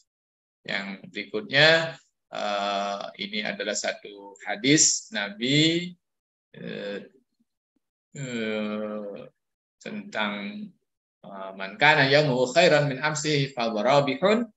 Barang siapa yang hari ini lebih baik dari kemarin, maka dia robih beruntung berarti ya. Tapi kalau sama saja, lebih maghbun berarti dia orang yang rugi. Nah, kalau lebih buruk berarti dia ya, terlaknat ya. Ya. Ini dia saya kira satu motivasi ya bagi kita bahwa hari ini harus lebih baik, besok lebih baik lagi, besok lebih baik lagi. Nah, tentunya tidak mungkin itu terjadi kalau tidak dibarengi dengan ya kemampuan berpikir secara bertumbuh.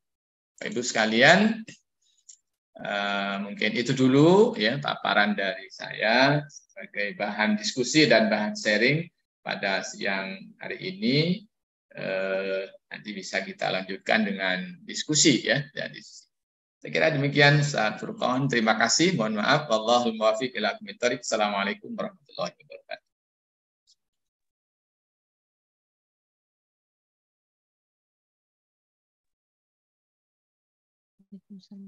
Waalaikumsalam warahmatullahi wabarakatuh. Jazakumullah khairan Ustaz Zahri atas paparannya. 1 jam ya, kurang 1 menit. Yeah. Sudah diberikan bagaimana kita melihat grow mindset dan juga fix mindset yang semua orang pastinya punya potensi itu. Terus bagaimana kita mensikapinya ya, mengembangkannya. Ada memang saat-saat kita mengutamakan fix mindset. Tadi dari Ustaz Zahri bicara tentang masalah keimanan, tentunya komitmen konsisten ya dengan hal yang sudah menjadi belief kita, keyakinan kita. Tapi ada hal-hal memang harus mutaghayyir yang harus selalu kita kembangkan. ya, sehingga memang kita ketika melihat satu hal di sana kita bisa melihat apakah kita masuk ke fixed mindset atau mindset. Baik, untuk eksplorasi lebih jauh kita akan tanya jawab, berdiskusi. Silakan ayah dan ibu, bapak dan ibu, ayah bunda. Ini ada yang raise hand, alhamdulillah. Subhanallah nih dari Kawakib ya. Dari Kawakib. Ibu Silmi. Ibu Silmi sudah raise hand, silakan langsung saja di unmute dan bisa langsung. Silakan. Assalamualaikum warahmatullahi wabarakatuh, Ustaz. Apakah suaranya terdengar, Ustaz? Ya. Oke, jelas. Ustaz. Ustaz, Ana ingin tanya, ini kan dengan adanya mitos, itu kan dapat mempengaruhi pola pikir manusia, hingga menentukan pilihan atau tindakan, atau bahkan menjadi gaya hidup manusia itu sendiri. Pertanyaannya, Ustaz, apa hubungan antara mitos dengan proses perkembangan pola pikir manusianya, Ustaz? Mungkin itu saja, Ustaz. Wassalamualaikum warahmatullahi wabarakatuh. Waalaikumsalam warahmatullahi wabarakatuh. Waalaikumsalam warahmatullahi wabarakatuh. Bapak Ibu sekalian, manusia itu unsurnya tidak hanya ada akal ya, tapi juga ada rasa, ada kepercayaan, ya, ada keyakinan ya, di dalam manusia atau di dalam diri manusia itu. Ya. Nah, saya memandang bahwa mitos itu lebih berada pada posisi dan berkembang karena keyakinan, ya, karena keyakinan. Sehingga ya jarang ya mitos itu yang dibuktikan secara empirik, begitu ya. Karena kalau akal ya maka alamnya adalah alam empirikal ya, alam empirik, alam pembuktian, alam fakta ya, alam data ya, alam kajian ilmiah, alam penelitian. Ya, itu biasanya yang berkaitan dengan pola pikir ya, pola pikir. Tetapi sebagian kita ini juga dipengaruhi oleh unsur-unsur keyakinan. Nah, makanya lalu kalau kita lihat di dalam Islam ya, itu pentingnya ilmu ya, ilmu yang menuntun keyakinan. Bukan keyakinan yang hanya diwarisi dari siapa ya, tetapi bagaimana keyakinan itu dikembangkan, ditumbuhkan dari dasar ilmu yang cukup ya, dari ilmu yang cukup. Agar apa? Agar menjadi jelas ya, menjadi jelas. Tetapi kalau tidak diimbangi dengan ilmu yang cukup, maka tentunya itu akan menjadi satu tantangan tersendiri bagi kita ya. Ya, itulah posisi mitos yang cenderung menolak banyak hal ya, tinjauan-tinjauan empirik secara keilmuan biasanya juga tidak bisa nyambung ya. Untuk itu Bapak Ibu sekalian, kita harus membedah mitos ya, membedah mitos. Dan di masyarakat kita ya tentunya tidak hanya di Indonesia ya, tentang mitos itu juga ya bisa terjadi di banyak tempat ya, tentang keyakinan yang sangat beragam. Karena dasar daripada keyakinan itu sendiri juga tumbuh bermacam-macam ya, tumbuh bermacam-macam. Nah, sekali lagi sehingga kita memerlukan ilmu ya, dan tentunya sumber ilmu yang utama adalah ya Al-Qur'an ya, dari As-Sunnah, dan juga pandangan pendapat ya para ulama-ulama kita di Indonesia sangat banyak ya, di mana pandangan-pandangan para ulama itu lalu disajikan, ditulis dalam satu kitab-kitab ya para salafus saleh. Dan saya kira kita sebagai guru juga memerlukan kajian itu ya. Saya lupa saya tidak mereferensikan salah satu kitab ya para ulama. Tadi saya hanya mereferensikan artikel ya, jurnal ilmiah ya.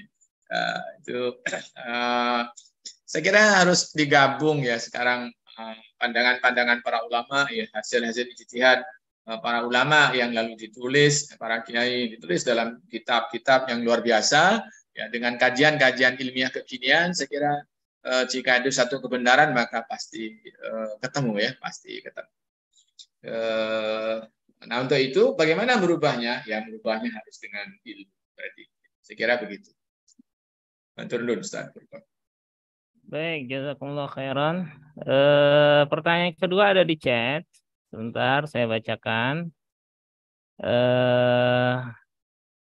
Ini dari Nur Hidayati, Ibu Nur Hidayati. Assalamualaikum Ustaz. Masya Allah, jazakallah atas inspirasi materinya. Izin bertanya Ustaz, apakah ada keterhubungan atau korelasi antara growth mindset dengan tahap perkembangan usia anak? Mohon penjelasannya Ustaz. Ya, Bapak Ibu sekalian, tentunya growth mindset-nya kan berarti pada asalnya kan mindset ya. Sebelum ditambah growth kan asalnya itu mindset. Mindset itu kan sudut pandang ya, cara kita berpikir ya. Maka tentunya kaitannya dengan tugas perkembangan anak seperti apa? Ya, salah satu hal yang diperhatikan ketika kita mendampingi anak-anak yang sedang tumbuh kembang, anak TK, anak SD, ya, anak SMP awal itu ya tentang cara dia berpikir yang harus terbuka. Misalnya tadi kan kalau 3 pondasi tadi ya, tentang 3 pondasi itu berarti yang pertama bahwa kemampuan ilmu seseorang itu akan terus tumbuh. Misalnya kita mengapresiasi anak-anak yang berkembang seberapapun kemajuannya. Ini kan agar apa? Agar dia memiliki tertanam bahwa kemampuannya sedang tumbuh, ya, sedang tumbuh. Mungkin seorang guru juga bisa bercerita, ya, pengalaman-pengalaman, mungkin pengalaman dirinya, mungkin pengalaman orang lain dari membaca, bagaimana kemampuan orang-orang yang kita ceritakan itu tumbuh. Begitu ya.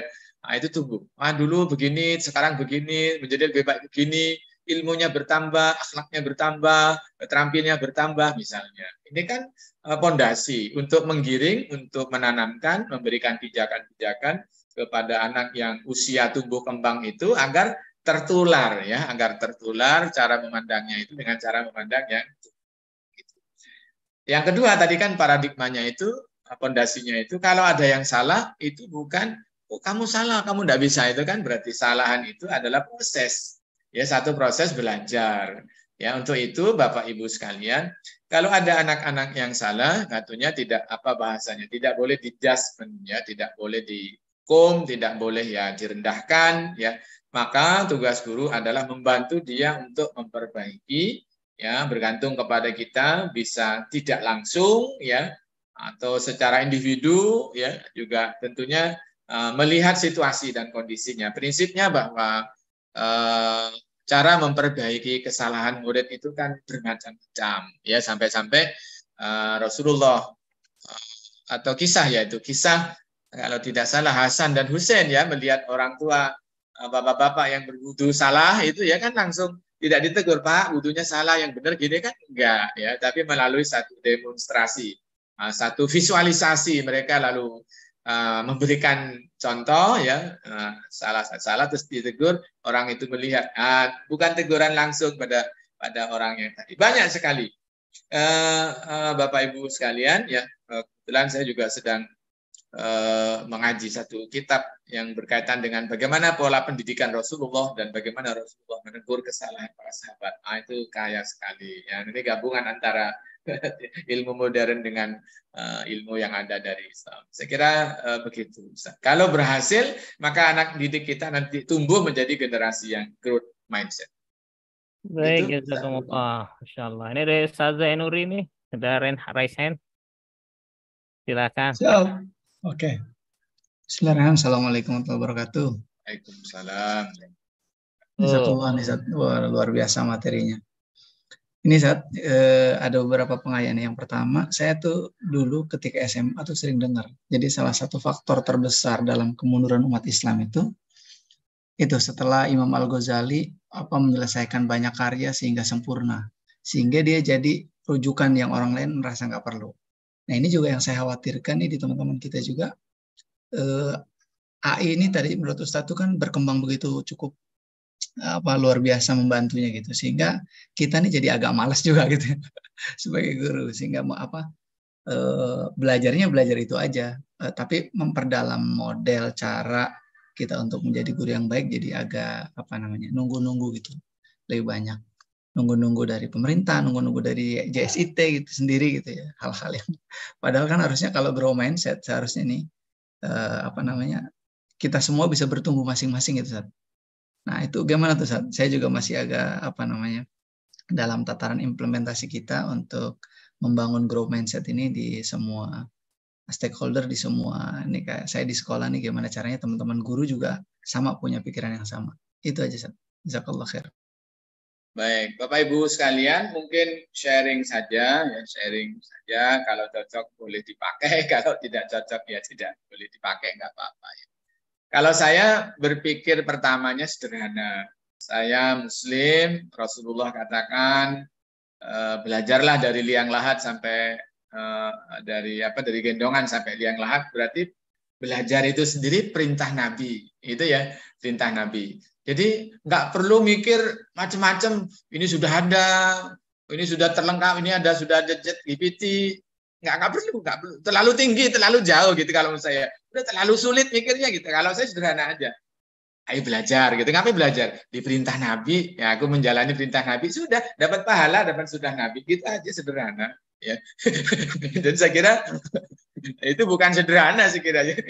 Saya kira sederhana. Tapi bagaimana menyederhanakan? Kadang-kadang kita ini terlalu kompleks berpikirnya sampai-sampai hal yang sangat penting itu menjadi sulit dilakukan. Karena apa yang mendorong kita itu adalah sesuatu yang tidak substansi. Ya, kalau seperti yang saya sadarkan tadi kan, mengembalikan semua itu saya Muslim, saya hamba Allah, dorongan tertingginya harusnya iman. Kalau iman nyuntuhnya Rasulullah, begitu ya. Jadi ya sudah, Nabi bilang ayo belajar, ya sudah belajar, gitu ya, belajar.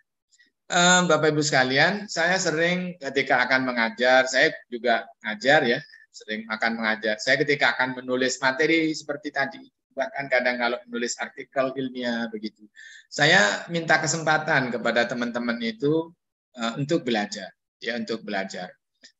Kalau ditanya, loh Ustadz kan udah tahu itu gitu. Saya bilang, itu kan tahu itu ilmu sudah ada, sudah dipelajari. Yang saya lakukan ini adalah syariat gitu. Apa syariatnya?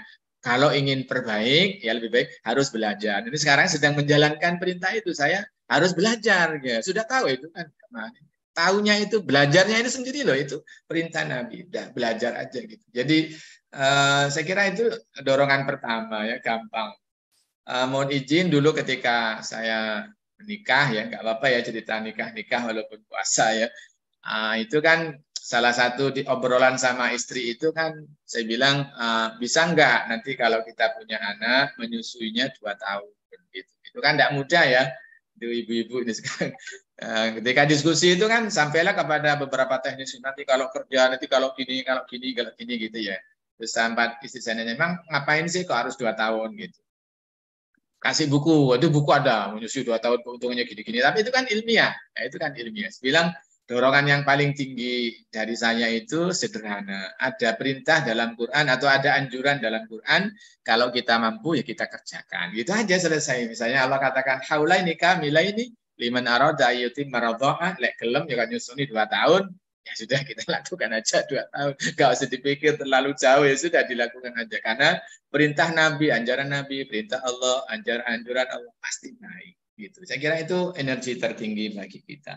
Yang kedua, sepandai dan secanggih apapun antar artificial intelligence itu, teknologi apapun namanya, itu batasnya pada ilmu pengetahuan, tidak pada iman, tidak pada rasa, tidak pada adab.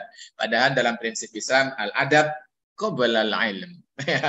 Karena kalau ilmu tidak beradab, ya nanti akan merusak kehidupan. Jadi Bapak Ibu sekalian, tugas kita adalah melengkapinya. Sehingga jadi guru itu semangat terus, tidak akan pernah tergantikan. Bagi guru-guru yang tidak hanya menyampaikan pengetahuan. Kalau menyampaikan pengetahuan, kalah cepat sama Google, kalah cepat sama ChatGPT. Ya. Tapi kalau yang disampaikan itu adalah ilmu untuk menuju iman, ilmu untuk membentuk akhlak, ya, ilmu untuk membentuk rasa, ya. saya kira tidak akan digantikan sampai gitu. Saya kira gitu, Ustaz. Sehingga nggak akan pernah tidak semangat, ya semangat terus jadi guru itu dan belajar. Mohon maaf. Syukran, Ustaz. Baik, jazakumullah khairan, Ustaz Zahri. Berikutnya ini yang raise hand dulu dari Bu Iin, silakan Bu Iin. Dari Nurul Islam, Nuris, silakan. Terima kasih Ustaz. Bismillah. Mohon maaf suara terdengar jelas Ustaz. Panas dalam kena angin jadinya ada rasanya. Kayaknya double ya suaranya. Ya, Assalamualaikum. Ya, jelas. Ya, jelas. Ya, terima kasih atas kesempatannya. Masya Allah, alhamdulillah hari ini mendapatkan ilmu yang luar biasa. Jazakallah Ustaz Zahri. Yang akan saya tanyakan, yang pertama adalah tadi sempat dibahas mengenai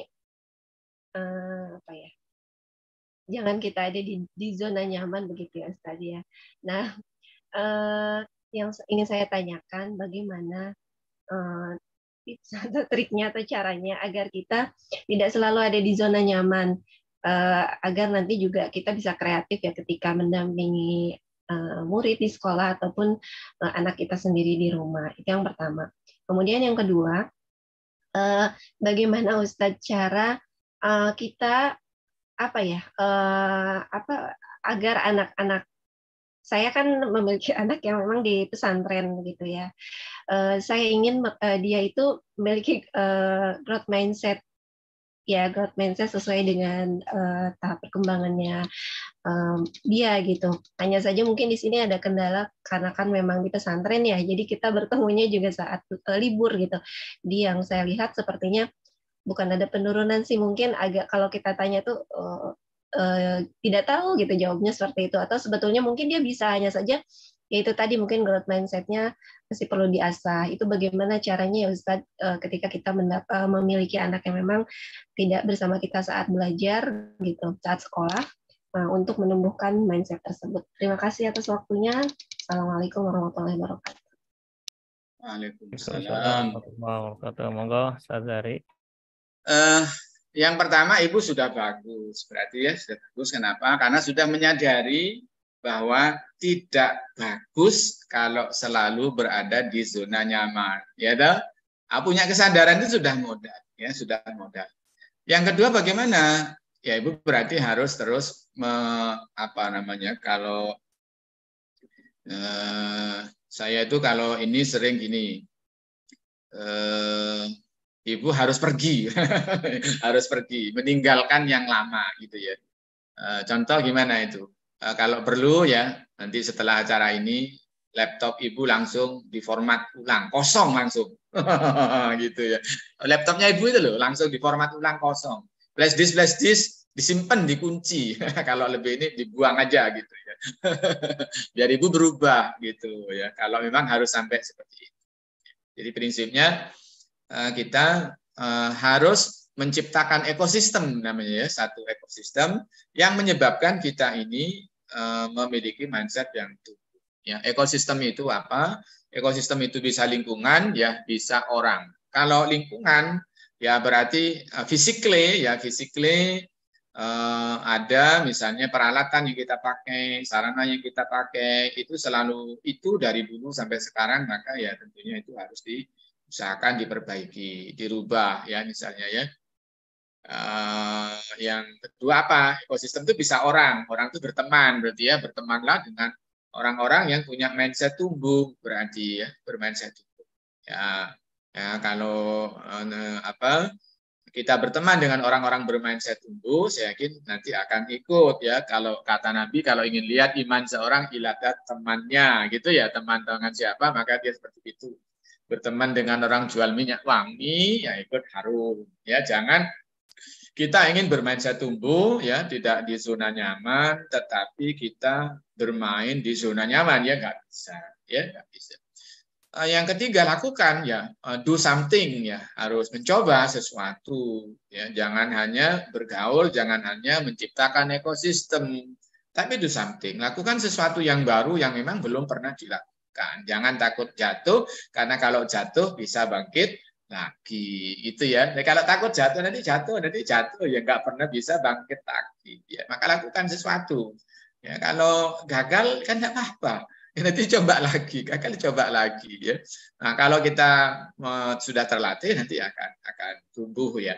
Nah, kalau sampai-sampai ya, secara fisiknya ibu ya kalau perlu tempat duduknya diganti, temannya berganti ya. Itu kan ibu, mohon maaf sekarang kan punya bestie biasanya ya.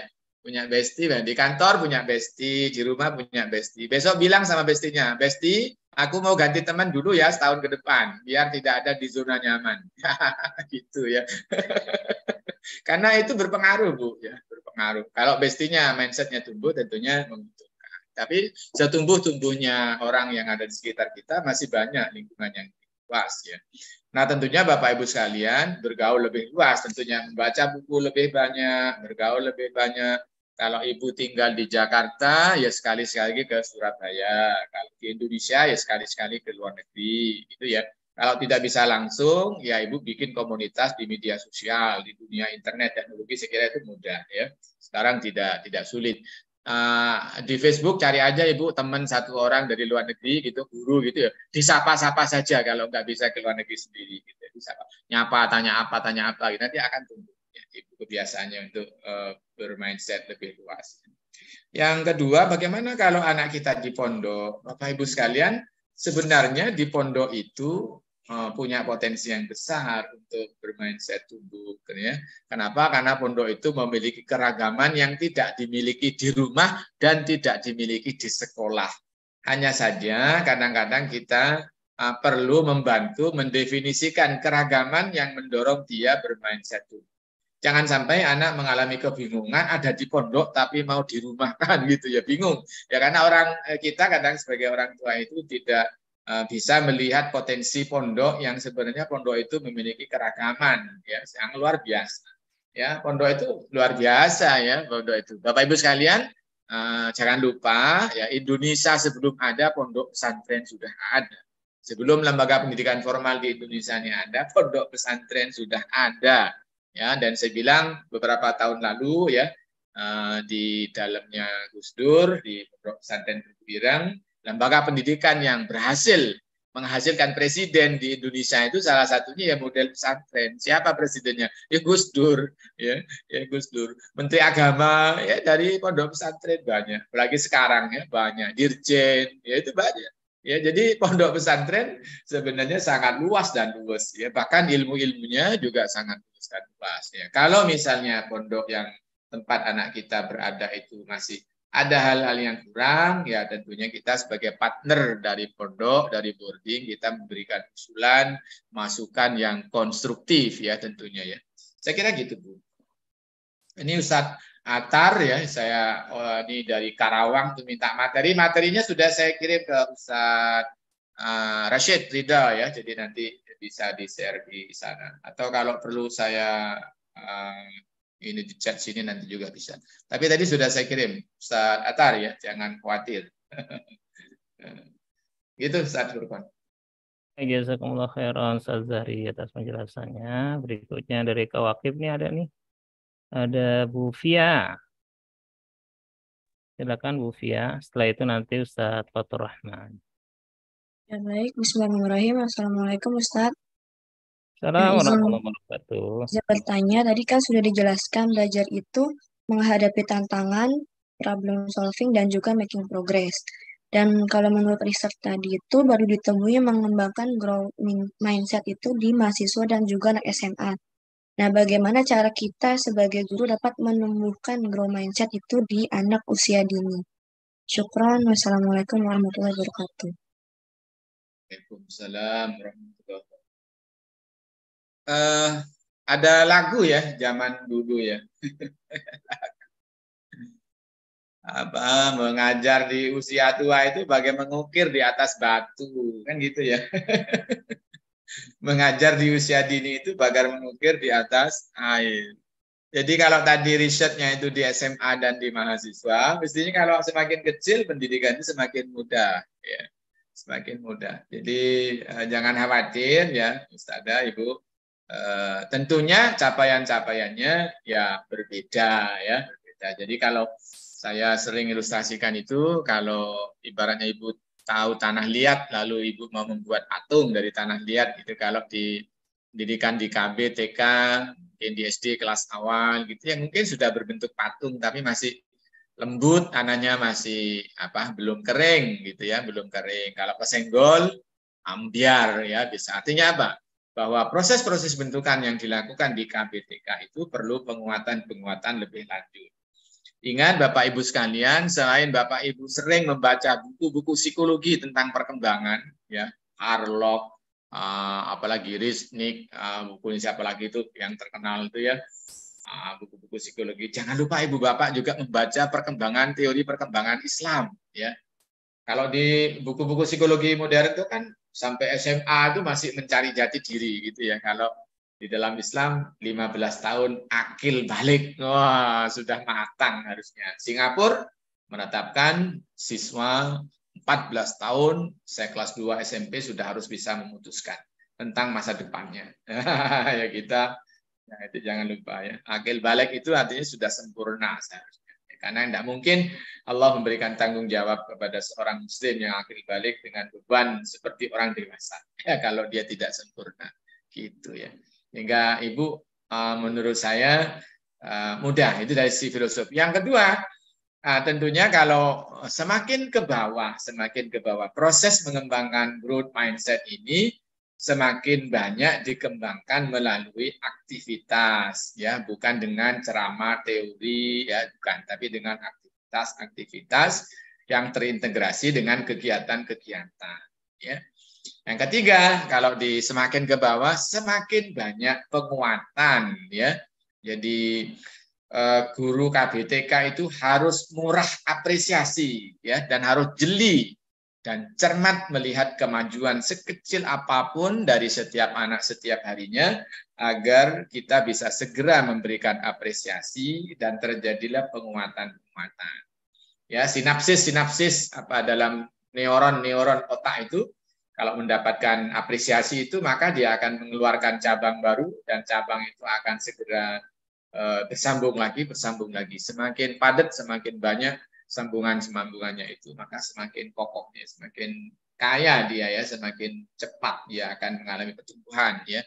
Kenapa? Apresiasi itu karena ekosistem belajar yang nyaman dan mendapatkan apresiasi secara proporsional dari gurunya. Apresiasi jangan sampai berlebihan, nanti kalau berlebihan akan masuk kepada sistem pendidikan berbasis transaksi atau sogokan dalam pendidikan. Ya, itu juga tidak boleh kalau berlebihan. Terima kasih Ustaz Burban.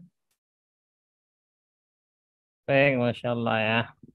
Ini bagaimana kita mencoba untuk mengubah cara berpikir anak-anak sejak dari usia dini.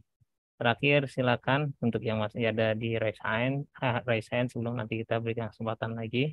Mumpung waktunya masih ada sekitar 10 menit ke depan. Silakan Ustadz Fathur Rahman ya. Fadl. Apakah suara Ana terdengar, Ustadz? Oh, jelas. Alhamdulillah. Ya. Alhamdulillah. Baik, jazakallah khair ya, Ustadz. Terkait materi yang disampaikan, ini sangat membuka diri Ana terkait pengenalan mindset ya. Pada akhirnya Ana menemukan bahwa ternyata growth mindset yang Ana lakukan ini dalam mencari menghasilkan sesuatu yang baru gitu, Ustaz, atau mencari sebuah ilmu yang baru itu harus melakukan dengan cara berpikir negatif, Ustaz, kalau Ana. Jadi bagaimana kita mencari sebuah ilmu pengetahuan tuh atau bicara tentang nilai ya, kalau epistemologi dan aksiologinya itu harus melalui pendekatan negatif, berpikir negatif, Ustaz. Nah, jadi kan kalau dalam konsep kebenaran dalam filsafat yaitu, jadi Anda harus menggunakan rasionalitas, materialis dan eksistensialis, Ustaz. Nah, pertanyaannya gini, Ustaz. Dalam memperbarui sebuah ilmu itu biasanya kita kan harus melihat bagaimana kekurangan dari teori tersebut misalnya. Jadi sehingga adanya sebuah teori yang baru. Ini dasar yang bagaimana ilmu pengetahuan itu akan terus berkembang, Ustaz. Nah, pertanyaannya, apakah dengan pola pikir harus berpikir negatif dalam menghasilkan sesuatu yang baru ini baik, Ustaz, untuk diri Ana, atau bagaimana caranya agar dalam berpikir positif juga bisa menghasilkan sebuah pemikiran atau sesuatu yang baru dalam sebuah keilmuan itu, Ustaz. Ya, baik.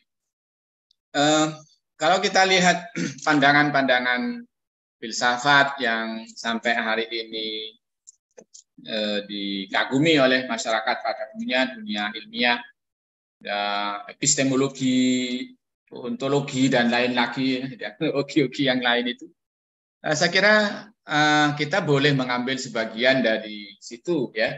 Kita sebagai guru, ya, toh kurikulum kita ini juga sebagian dikembangkan dengan gunakan pendekatan-pendekatan, mungkin kalau yang sekarang ini pendekatannya kan lebih yang praktikal, ya, bukan pada epistemologi tapi lebih kepada ontologi. Kalau sekarang mungkin lebih manfaat, ya, manfaatnya apa gitu, karena makanya Mas Menteri sering bertanya, udah sekolah berapa tahun gitu ya, nggak bisa apa-apa, makanya lalu disuruh berenang, kata Menteri, ya. Berenang itu berarti melakukan aktivitas, sehingga muncullah konsep merdeka belajar. Kalau sehingga di sekolah itu lainnya kan proyek, ya, proyek tidak hanya di kelas duduk pendekaran guru menjelaskan ngerjakan soal, tidak, tapi proyek, activity, the real life, ya, ilmu sebagai human activity.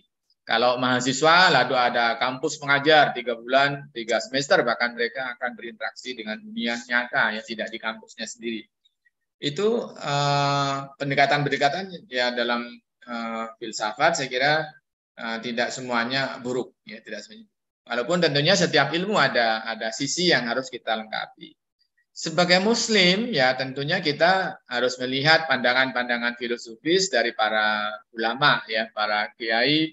Nah, tentunya arahan dan ajaran dari Rasulullah Muhammad SAW. Ya, kalau tadi tanyakan itu kan ada juga Rasulullah mengatakan, antum a'lamu bi umuri dunyakum. Ya, Anda lebih tahu tentang urusan agamanya, masa depan seperti apa. Jadi itu saya kira hal-hal yang terbuka di dalam Islam. Tadi saya di pengantar mengatakan adanya ijtihad, ya, di dalam banyak hal. Bagaimana merubah pandangan negatif? Sebenarnya pandangan negatif itu sangat beririsan, berdekatan dengan pandangan kritis, ya. Tetapi memiliki dua orientasi yang berbeda. Pandangan negatif pada umumnya orientasinya juga destruktif biasanya, untuk merendahkan, untuk mengalahkan, untuk membunuh, untuk menghilangkan, begitu, ya. Itu pandangan negatif biasanya karena rasa iri dan lain-lain. Tapi pandangan kritis biasanya tujuannya ke depan, untuk mengetahui lebih dalam, untuk memastikan sesuatu itu, oh iya, ya, untuk mengkonfirmasi satu kajian keilmuan, itu pandangan kritis, ya. Dan kalau di dalam Islam justru yang sangat dianjurkan adalah pandangan kritis, ya, pandangan kritis. Kalau di dalam Al-Qur'an menggunakan istilah-istilah afala ta'qilun, afala tubsirun, afala tatafakkarun, ya. Itu adalah pandangan-pandangan kritis. Tafakkaru fi khalqillah. Nah, itu kan pandangan-pandangan kritis, ya. Sehingga Bapak Ibu sekalian, inilah pentingnya kita menanamkan tujuan kepada anak-anak kita, ya. Belajar ini tuh tujuannya untuk apa sih? Ya, kadang-kadang kita itu anak-anak itu tahunya belajar itu, saya pernah survei, ya. Kenapa kamu belajar ini? Ya biar naik kelas. Kenapa kamu belajar ini? Ya biar lulus ujian. Kenapa kamu belajar ini? Ya biar menang olimpiade. Udah sampai di situ. Apa itu salah? Tidak, sebenarnya tidak salah. Itu juga iya gitu. Tapi masalahnya itu sebenarnya belum titik. Itu masih koma. Nah, tugas kita guru, apalagi di lingkungan sekolah Islam, ya, saya kira kita tidak boleh kehilangan tujuan, ya, tujuan akhir yang ingin dicapai. Kalau inilah kelemahan kita sebagai guru, kalau kita mengajar sebatas melihat buku, melihat modul ajar. Padahal di setiap sosialisasi kurikulum, pemerintah selalu mengatakan tujuan pendidikan nasional. Itu pasti tidak ada kurikulum disosialisasikan mulai dari tujuan pembelajaran, tidak ada. Pasti dari tujuan pendidikan nasional. Dan setiap tujuan pendidikan nasional disampaikan selalu dimulai dengan iman, takwa, akhlak mulia. Karena kalau tidak ada itu, pasti tidak bisa disahkan undang-undang itu. Pasti. Tapi kita sebagai guru itu motongnya di bawah gitu, motongnya di tujuan pembelajaran. Itu pun tujuannya ngambil dari buku, tidak ngambilnya dari konsep dokumen kurikulum, capaian pembelajaran yang resmi. Kalau dari capaian pembelajaran mesti utuh gitu ya. Nah, untuk itu Bapak Ibu sekalian ya, kita sebagai guru sedikit demi sedikit tentunya harus memperbaiki cara kita berperilaku sebagai guru. Ya, yang biasanya beracuan kepada buku, mari kita beracuan kepada dokumen resmi. Kalau kita melihat di bawahnya, mari kita lihat ke atasnya. Ya, toh Pancasila kita juga diawali dengan sila ketuhanan yang Maha Esa. Toh di dalam Undang-Undang Dasar juga ada tentang iman dan takwa, tentang kehidupan beragama. Toh di dalam pembukaan Undang-Undang Dasar atas berkat rahmat Allah yang Maha Kuasa. Toh di dalam Indonesia Raya kita juga menemukan bangunlah jiwanya sebelum bangun raganya. Tetapi kadang-kadang kita lupa ya membuat koneksi antar itu. Kita lupa membuat jejaring. Kita seringnya membuat jejaringnya di handphone. Ya, kita lihat seringnya membuat jejaringnya di Facebook, di Instagram. Tetapi kita lupa membuat jejaring keilmuan yang kita sedang didikkan kepada anak-anak kita dengan nilai-nilai ketuhanan. Dengan nilai-nilai keimanan. Kita lupa menjaringkan TP, tujuan pembelajaran yang ada di kurikulum, CP, capaian pembelajaran dari kurikulum, dengan filosofi tujuan pendidikan nasionalnya, yaitu iman, takwa, dan akhlak mulia. Begitu kadang-kadang. Ya. Untuk itu, kalau kita menggeser sedikit, ya diputar sedikit dari berpandangan negatif kepada berpikir kritis dengan memperbaiki orientasinya, saya kira lahirnya ilmu-ilmu baru itu adalah satu keniscayaan. Dan inilah hakikat pendidikan Islam. Karena pendidikan Islam ini ya kemampuan berpikir ini sangat tinggi yang diperlukan. Nah, tidak mungkin kemampuan berpikir yang tinggi ini ya kenapa sangat tinggi. Bahkan kalau pemerintah atau kementerian bahkan banyak negara menerapkan higher order thinking skill ya. Nah, itu pasti tidak cukup karena higher order thinking skill itu belum meliputi berpikir tentang hal-hal yang gaib. Nggak sampai itu. Jadi Islam itu punya jauh lebih tinggi ya. Alladzina yu'minuna bil ghaib wa yuqimunas shalah. Ya, sebelum as-shalah yang bisa dilihat itu sudah ditaruh oleh Allah di dalam surat Al-Baqarah di awal-awal ayat. Ya, di awal-awal ayat. Kalau kita kepada yang gaib ya itu ya. Nah, kalau higher order thinking skill nggak sampai kepada gaib. Nah, pikiran gaib itu gabungan antara berpikir natural, empirikal dengan nilai-nilai keimanan. Dan kita sebagai guru di lingkungan sekolah, ya apalagi di Indonesia secara keseluruhan, di mana Indonesia negara yang berdasarkan ketuhanan, artinya setiap warga negara ini punya spirit untuk menjaga nilai-nilai keimanannya kepada Tuhannya. Saya kira itu hal-hal yang tidak bisa kita lepas. Maka dari itu jadilah guru yang komprehensif, ya. Jangan hanya mengabarkan dari buku materi. Saya kira gitu, Ustaz. Jazakumullah khairan. Last one dari chat ya. Ini alhamdulillah. Saya bacakan. Assalamualaikum. Ini dari Ibu Ika Budiarti. Assalamualaikum Ustaz. Jazakallahu khairan sama paparannya sangat menarik ini. Anda yang bertanya, usia berapakah fix mindset seorang anak mulai terbangun seperti terkait keimanan atau kesadaran dalam beribadah? Fakta yang Anda temukan, ada beberapa anak yang kesadaran dalam beribadah itu belum tumbuh atau belum fokus dalam bacaan maupun gerakan sholat. Padahal guru sholat memberikan pijakan sebelum sholat. Apakah yang menjadi faktor penyebab siswa tersebut kesadaran beribadahnya belum tumbuh di saat siswa yang lain sudah mulai terlihat? Syukron Ustadz. Bapak Ibu sekalian, capaian kapan fixed mindset itu tercapai itu tentunya sangat relatif, ya, sangat relatif. Masing-masing anak memiliki lingkungan belajar, pengalaman belajar di rumah yang berbeda-beda. Ya. Faktor-faktor genetika itu juga tentunya akan semuanya saling berpengaruh, ya, saling berpengaruh. Untuk itu tidak bisa ya satu-satu semuanya akan bersamaan. Secara psikologis begitu. Tetapi Islam memiliki batasan. Ya. Coba kalau kita lihat kaidah fikih nanti Ustadz Furqon bisa nambah. Kapan seseorang itu akan balik, akil balik? Apa ada pasti titiknya? Tidak. Kapan seorang wanita akan haid pertama kali? Tidak ada titiknya. Ya, tidak ada titiknya. Ada yang 9 tahun, ada yang 10 tahun, 11 tahun, 12 tahun. Ya, ada yang SD kelas 6, ada SD kelas 5, ada yang sampai SMP kelas 2, gitu ya. Ya, kapan seorang anak laki-laki akan mimpi bahasa? Tidak ada batasnya. Tetapi kaidah fikih lalu membatasi. Ya, kalau 15 tahun, maka semuanya dipandang sebagai akil balik.